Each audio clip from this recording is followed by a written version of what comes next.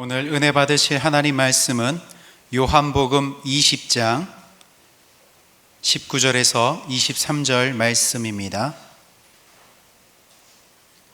요한복음 20장 19절에서 23절 말씀을 함께 읽겠습니다. 이날 곧 안식 후 첫날 저녁 때에 제자들이 유대인들을 두려워하여 모인 곳에 문들을 닫았더니 예수께서 오사 가운데 서서 이르시되 너희에게 평강이 있을지어다. 이 말씀을 하시고 손과 옆구리를 보이시니 제자들이 주를 보고 기뻐하더라. 예수께서 또 이르시되 너희에게 평강이 있을지어다. 아버지께서 나를 보내신 것 같이 나도 너희를 보내노라. 이 말씀을 하시고 그들을 향하사 숨을 내쉬며 이르시되 성령을 받으라. 너희가 누구의 죄든지 사하면 사하여질 것이요 누구의 죄든지 그대로 두면 그대로 있으리라 하시니라. 아멘.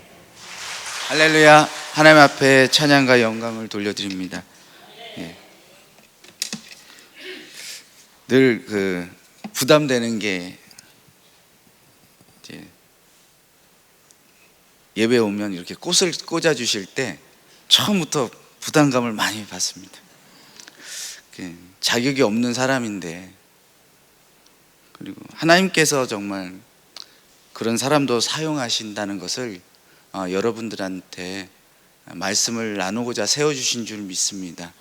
오늘 같이 봉독한 말씀을 가지고요, 요한복음 20장 19절에서 23절 말씀을 가지고 평강이 있을지어다라는 제목으로 함께 하나님의 말씀을 나누고자 합니다.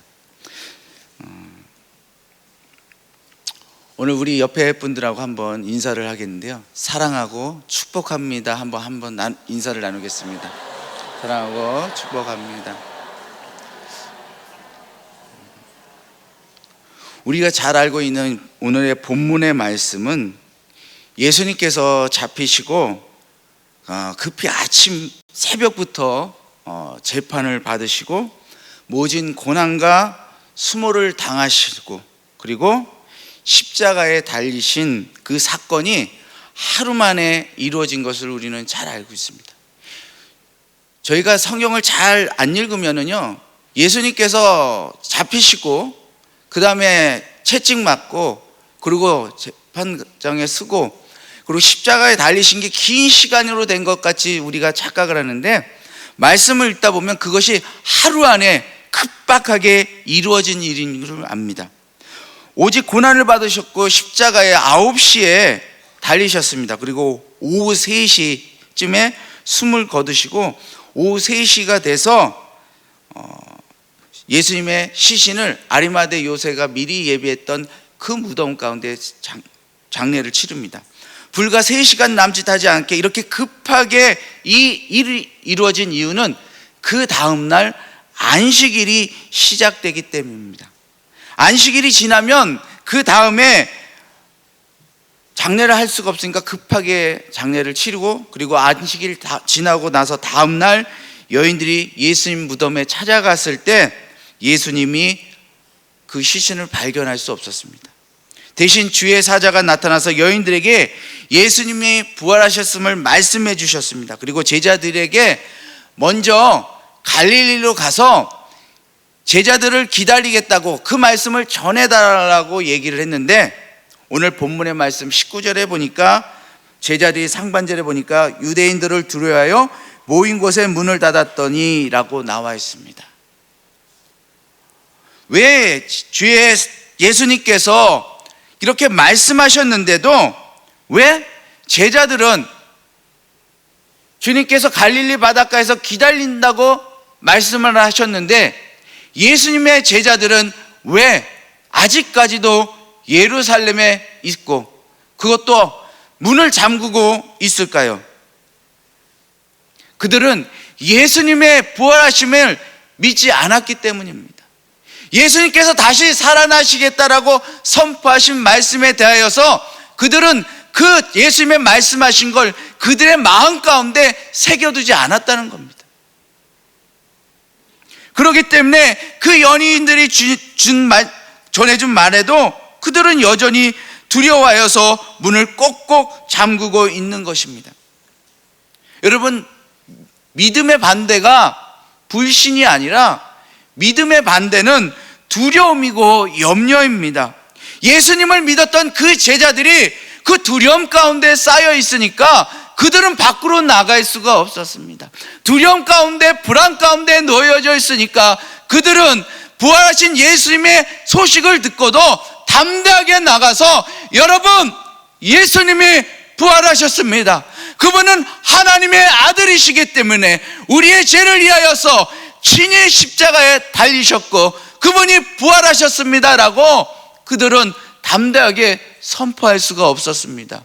두려움이 있었기 때문에, 염려가 있었기 때문에, 근심이 있었기 때문에 예수님의 제자들이었지만 그들은 선포할 수 없었고 뿔뿔이 흩어지는 그들의 모습을 봅니다.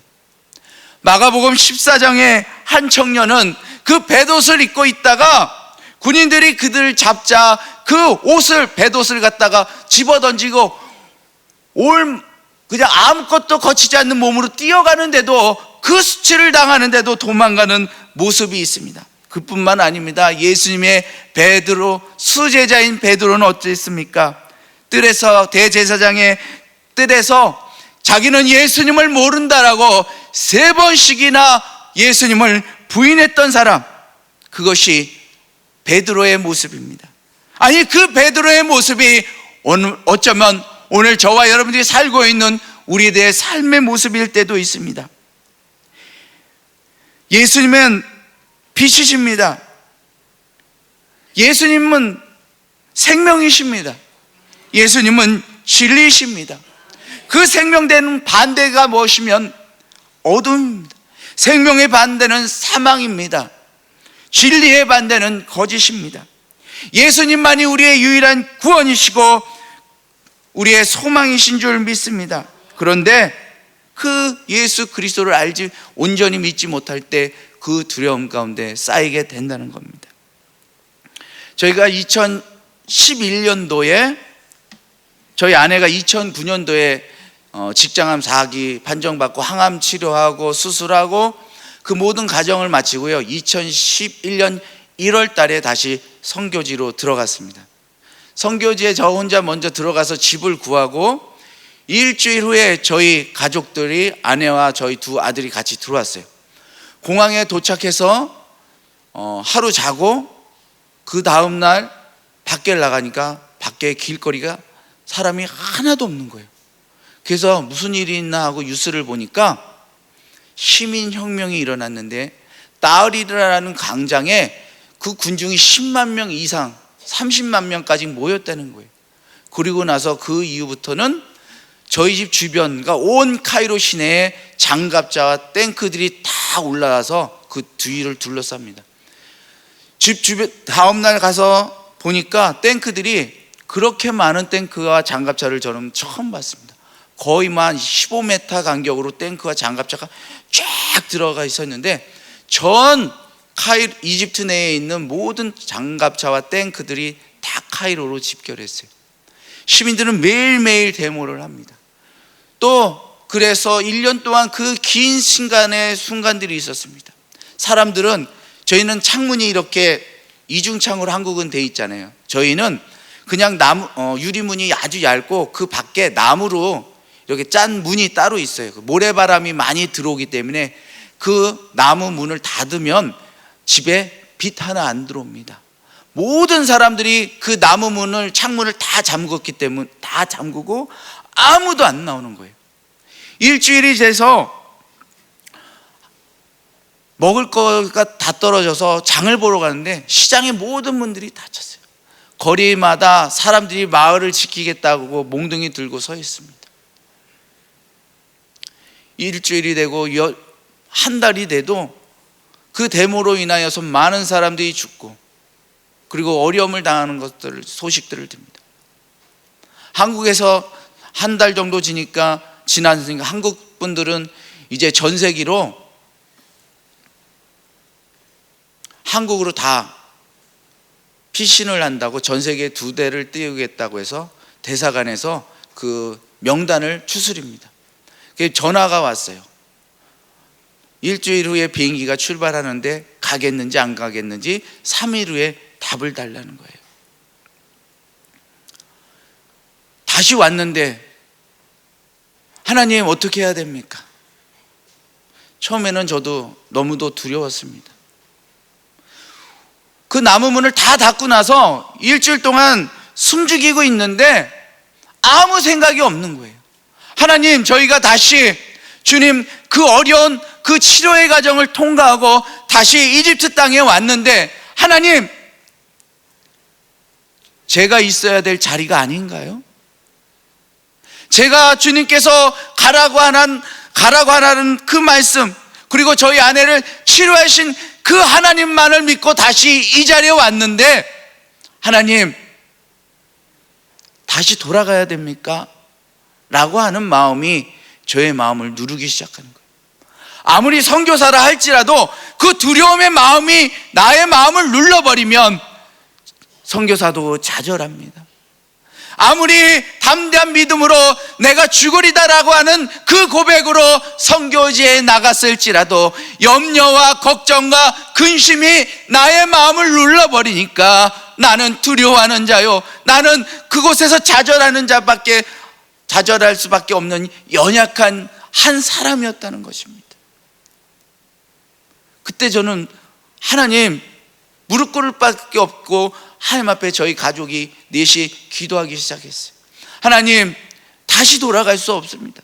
지금 여기 이집트에 온 지 한 달밖에 없는데 다시 돌아간다는 건 말도 안 됩니다. 저희는 하나님 우리의 생명을 살려주신 것을 알기 때문에 이곳에 있겠습니다.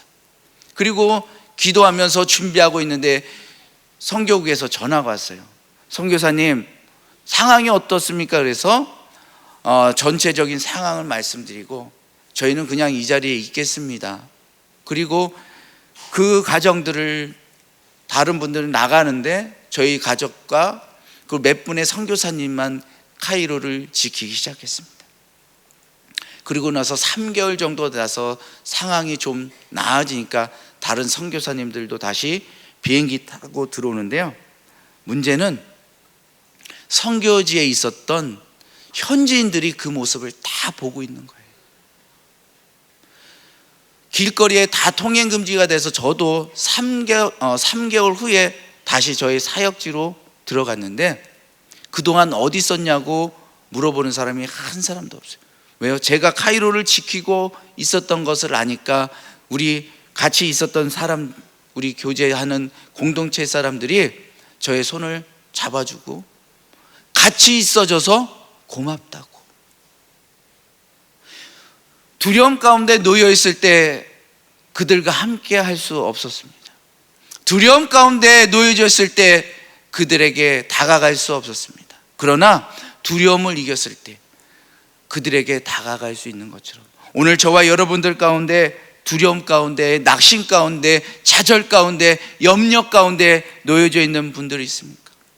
우리가 두려움에 쌓여 있을 때는 하나님의 자녀이지만 두려움 가운데 놓여져 있을 때 우리가 나아갈 수 없습니다. 걱정과 근심과 염려와 그 모든 것 가운데 놓여져 있다면 오늘 주님 앞에 나아가 그 두려움과 염려, 걱정과 근심이 해결되어질 수 있는 저와 여러분들 되시기를 예수님의 이름으로 축원드립니다.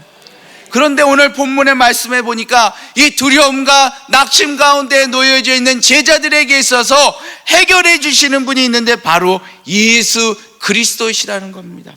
19절 하반절에 보니까요, 예수님께서 오사 가운데 서서 이르시되 너희에게 평강이 있을지어다.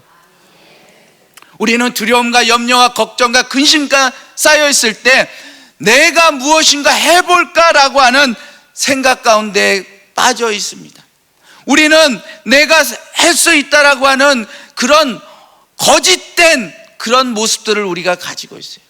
자신의 존재를 우리는 너무도 모르는 것 같습니다.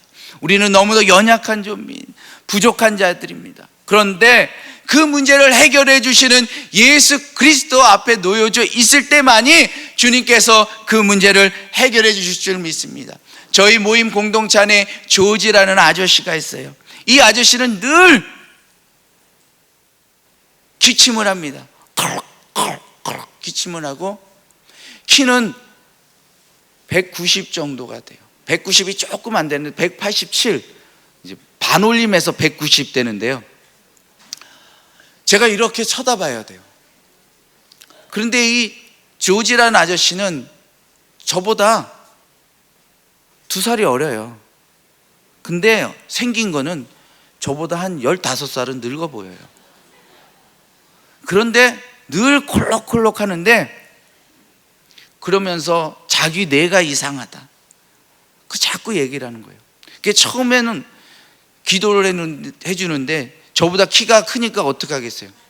이렇게 올려서 기도를 해주는데 막 다리에 쥐가 날 정도예요. 이렇게 올려서 하니까 한 3분만 하면요 막 다리에 쥐가 나갖고 어떻게 할지 모르겠는데, 그렇게 기도해줘도 이 아저씨가 계속 아프더라고요. 그게 처음에는 무슨 문제가 있는지 주변에 그래서 물어봤어요. 그런데 이 조지라는 아저씨가 젊었을 때부터 마약을 했습니다. 마약을 한 15년을 했어요. 근데 이 마약의 후유증이 얼마나 무서운가 하면 자기도 모르게 이 뇌를 점령당하는 거예요. 늘 생각 속에 자기는 뇌가 이상하다, 머리가 이상하다는 거예요. 아무리 병원에 데리고 가서 MRI를 찍어도 의사들이 멀쩡하다는 거예요. 아무런 이상이 없다는 거예요.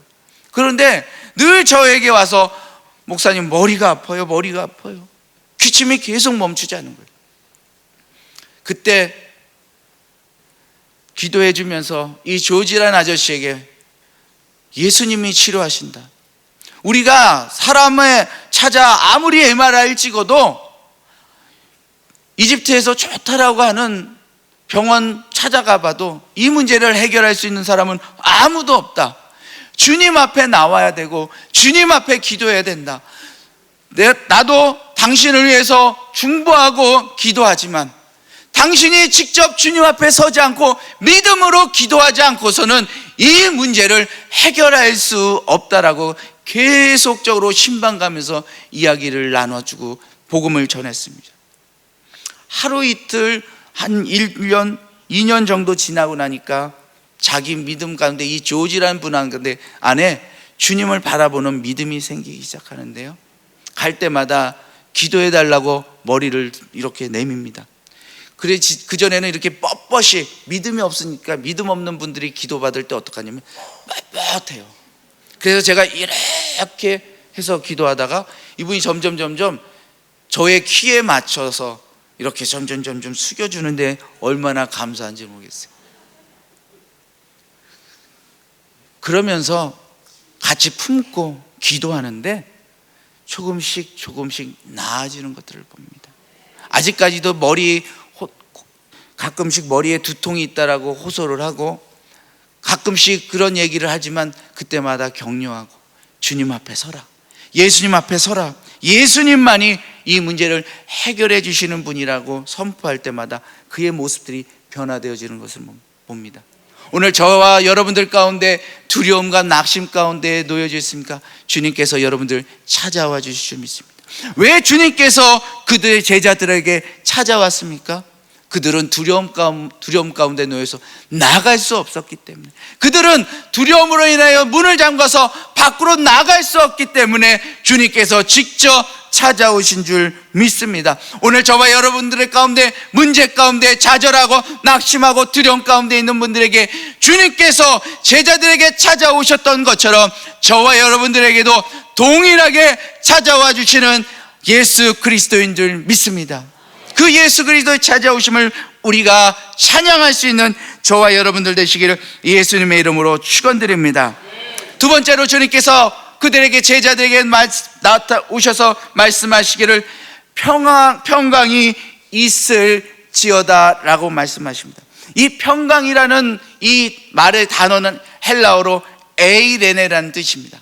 이 에이레네는 평강이라는 의미도 있고 평화라는 의미도 있고 화평이라는 의미도 가지고 있습니다. 또한 구약 성경에는 이 말이 히브리어 말로 샬롬이라고 합니다. 저희 중동 지역에서는 이 뜻을 살람이라고 쓰는데요, 저희 일상적으로 살람 이렇게 중동 사람들, 그러니까 무슬림들은 살람 알레이쿰 이렇게 얘기해요. 그러면 알레이쿰 살람 이렇게 얘기합니다. 그러면 평강하느냐라는 의미를 가지고 있어요. 이 평강의 의미가 그 의미가 있고 더 넓게 해석되면 하나님의 놀라운 은혜의 역사들이 일어나는 것인데, 저는 이것을 갖고 말씀을 나누고자 합니다. 이 평강이라는 것이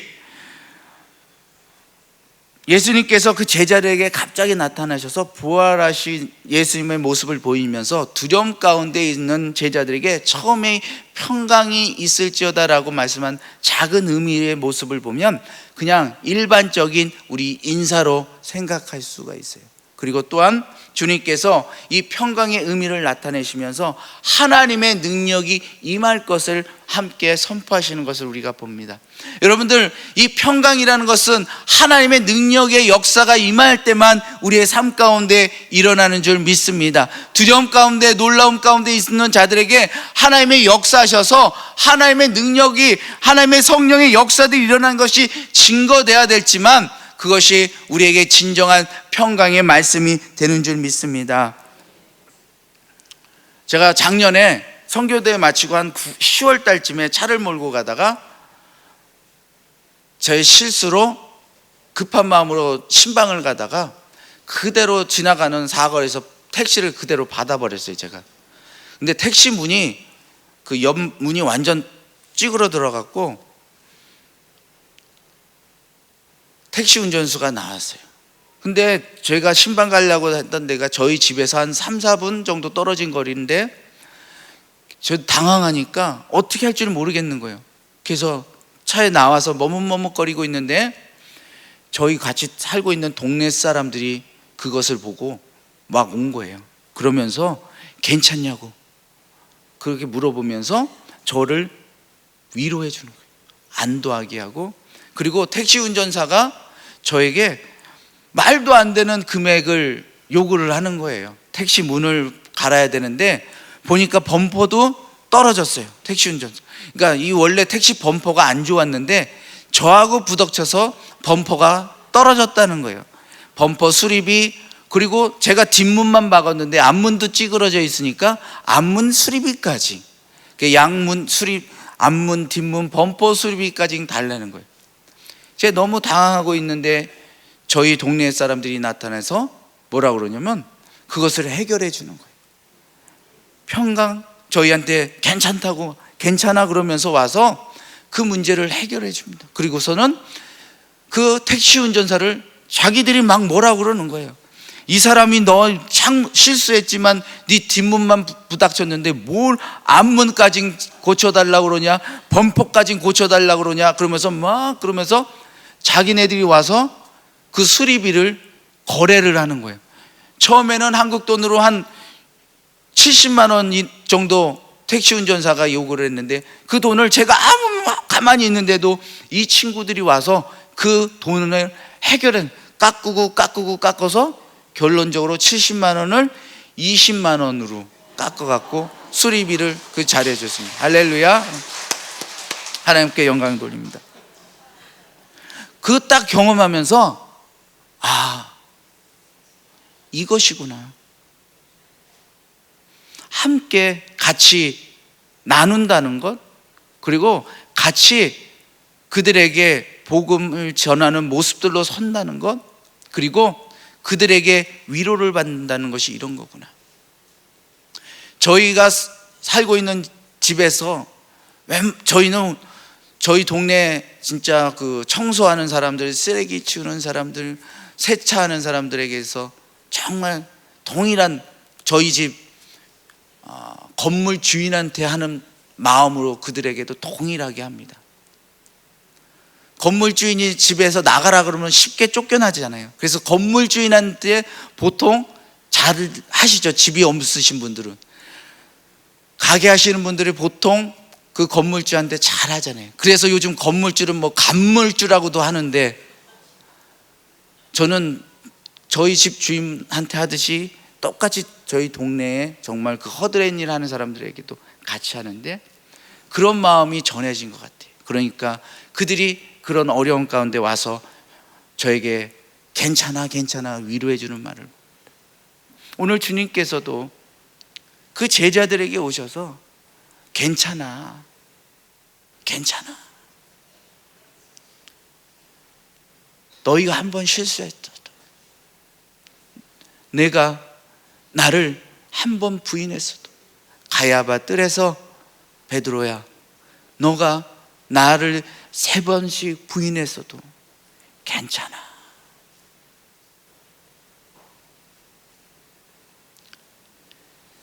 내가 십자가에 놀려 피 흘리고 있는, 온몸에 피를 다 쏟을 때 또 너희들 내 시선을 피해 뿔뿔이 흩어졌던 제자들에게도 괜찮아. 이 평강의 의미가 주님께서 그들의 제자들에게 찾아와서 위로해 주시는 귀한 말씀을 믿습니다. 오늘 저와 여러분들 가운데 주님의 그러한 귀한 위로의 말씀이 있기를 소망합니다. 어려움 가운데 아무도 내 눈물의 의미를 이해해 주지 못할 때, 내 마음 가운데 큰 문제의 바위 덩어리에 눌려져 있어서 숨조차 쉬지 못하고, 내 상황을 어느 누구도 이해해 주지 못할 때, 주님께서 제자들에게 오셔서 평강이 있을지어다, 괜찮아 괜찮아, 그들에게 위로해 주셨던 것처럼 오늘 저와 여러분들에게도 찾아와 주셔서 위로해 주시는 하나님인 줄 믿습니다. 마지막으로요, 주님께서 평강이 있을지어다 제자들에게 말씀하시는 그 의미를 우리는 조금 더 본다면, 주님께서 예수님께서 본문 말씀을 보니까 2번씩이나 예수님께서 제자들에게 평강이 있을지어다 라고 말씀하십니다. 왜 예수님께서 이렇게 평강이 있을지어다 라고 2번씩이나 말씀하실까요? 첫 번째는 강조하기 위해서 예수님께서 말씀을 하시는 거예요.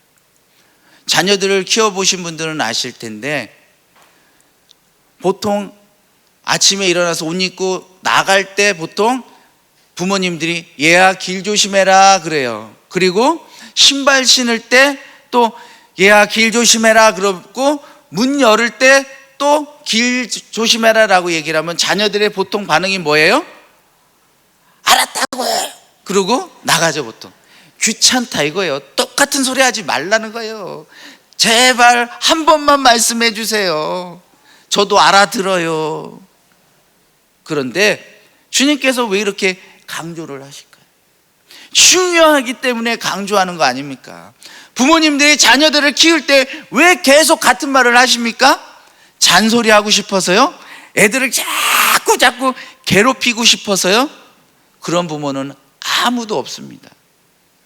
강조하고 싶어서. 왜요? 중요한 말이기 때문에, 정말 길을 조심해야 되기 때문에 강조하기 위해서 부모님이 계속 그렇게 얘기를 하고 있어요. 주님께서도 이 평강이란 말을 계속 강조하시기 위해서 말씀하신 거예요.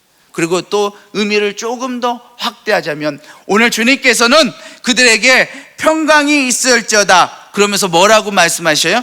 아버지께서 나를 보내신 것 같이 나도 너희를 보내노라. 그러면서 22절 하반절의 말씀에 성령을 받으라. 제자들에게 다시 주님께서 그들에게 비전을 주십니다. 두려움과 낙심 가운데 놓여 있었던 제자들에게, 이제 너희들 그만 고생했으니까 이제 일 안 해도 돼, 그만해 라고 하는 것이 아니라, 이제 그들에게 다시 손을 잡고 일으켜 세우시고서는 뭐라고 말씀하시면, 아버지께서 나를 보내신 것 같이 나도 너희들을 보내노라 말씀을 하시면서 성령을 받으라. 제자들에게 그냥 보내시는 것이 아니라 제자들에게 사명을 주시고 그냥 나가라고 하는 것이 아니라 성령을 받으라, 하나님께서 주시는 그 평강과 능력의 성령을 받으라라고 말씀하고 계신다는 겁니다. 오늘 저와 여러분들의 삶 가운데 우리가 말씀을 받고 일주일 동안 생활할 때 주님께서 성령의 능력으로 우리의 삶 가운데 함께하여 주시는 하나님인 줄 믿습니다. 하나님께서 능력 주시는 하나님인 줄 믿습니다. 저희 신앙교회 헨이라는 전도사가 있어요. 이제 4학년 돼서 제가 작년에 철야 때 잠깐 말씀을 나누는데 이 친구를 저희가 한국에 파송하려고 지금 준비하고 있어요. 왜 뜬금없이 아랍인을 한국에 파송하느냐? 한국에 너무 많은 무슬림들이 들어와 있습니다. 그런데 어느 누구도 이 무슬림에 대해서 대책을 세운 것도 없고 어떻게 접근해야 되는지도 모르고 어떻게 이들하고 이야기를 해야 되는지도 아무도 모르고 있어요.